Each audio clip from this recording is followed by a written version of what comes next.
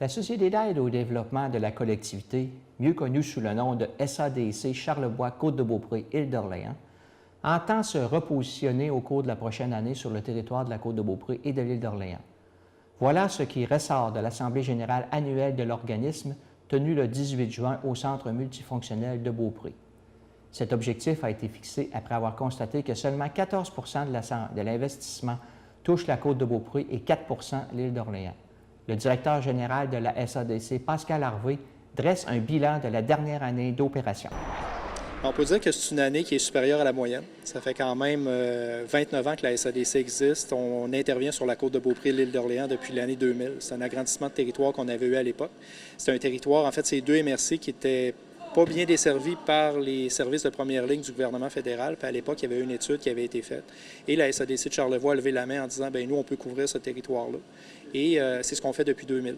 Donc, cette année, les résultats, c'est sûr que quand on donne nos résultats, on les donne globalement, mais on est quand même capable de les expliquer. Puis comme je vous disais, c'est une année qui est supérieure à la moyenne. Au niveau de notre fonds d'investissement, on a prêté plus d'1 million à travers nos deux fonds, c'est-à-dire qu'on a un fonds d'investissement régulier où on a prêté plus de 700 000 et un fonds stratégie jeunesse qui est notre carte de visite là, sur le territoire où on a prêté plus de 200 000 sur la Côte-de-Beaupré, c'est sûr que c'est des chiffres qui sont à améliorer, puis ça, on en est conscient. C'est 14 de nos dossiers d'investissement qui ont été traités. Tandis que sur l'île d'Orléans, c'est toujours moins important en termes de nombre. On est à 4 de notre portefeuille là, pour la dernière année. Alors, qu'est-ce qui peut être fait pour améliorer ça, justement? Plus de publicité? Plus de présence. C'est sûr que nous, on a un permanent qui est ici depuis les tout débuts. On a un bureau, on a eu notre bureau sur la Côte-de-Beaupré pendant plusieurs années. Depuis 4 ans, on est sur l'île d'Orléans. Il y a un permanent qui est là. Il y a des services qui se donnent de première ligne. C'est sûr que Danick, qui est le premier répondant, le téléphone sonne chez lui. Puis, dépendamment des dossiers, bien, il peut les référer à Baie-Saint-Paul ou les travailler à 100 On a eu une activité lac à l'épaule la semaine passée pour préparer l'année financière dans laquelle on évolue actuellement. C'est sûr qu'il va y avoir un souci d'être plus présent sur la côte. Puis ça veut dire que les ressources qui sont situées à Baie-Saint-Paul vont être sollicitées pour venir faire plus de tâches ici, venir rencontrer plus de gens.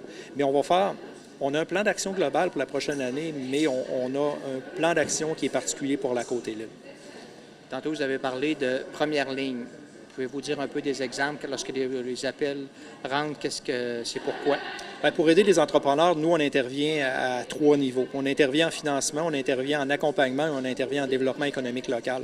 C'est sûr que pour les entrepreneurs, souvent, le service de première ligne, c'est que l'entrepreneur a une idée, il cherche quelqu'un pour l'accompagner, il va prendre le téléphone, puis il va dire, j'ai une idée de projet, je suis rendu à 25 50 75 Puis nous, on va le prendre là où il est rendu. À toute fin pratique, on a les outils pour l'accompagner. On ne fera pas le projet à sa place parce que c'est vraiment son projet d'affaires à lui, mais on va l'amener plus loin. Ça peut arriver qu'on ne le finance pas. Ça peut arriver qu'il soit financé par d'autres partenaires, mais souvent, la plupart du temps, on va être dans le montage financier. Mais il faut comprendre qu'avec nos outils de financement, on est un partenaire qui est complémentaire aux institutions financières traditionnelles. Fait que souvent, quand le projet manque un gros montant d'argent qu'on ne peut pas combler, on va les référer vers les caisses et les banques à charte pour se partager le risque, avoir plus de partenaires, ce qui est bon pour l'entrepreneur, ce qui est bon pour les prêteurs aussi. On peut dire que c'est des services qui sont complémentaires ou qui se ressemblent un peu à Développement Côte-de-Beaupré? C'est très complémentaire parce que Développement Côte-de-Beaupré est basé sur le territoire, est en contact avec le monde municipal, a un lien très particulier avec la MRC, tandis que nous, on est apolitique, on n'a pas de représentant de la société municipale ou peu importe la société politique sur notre CA. Ce qui nous donne peut-être un peu plus de liberté, mais ce qui nous met en contact avec moins de monde. Fait que oui, pour répondre à votre question, on est excessivement complémentaires. Il y a plusieurs dossiers qu'on travaille en parallèle. Puis le but du plan d'action de la prochaine année, c'est de se rapprocher encore plus de Développement Côte-de-Beaupré.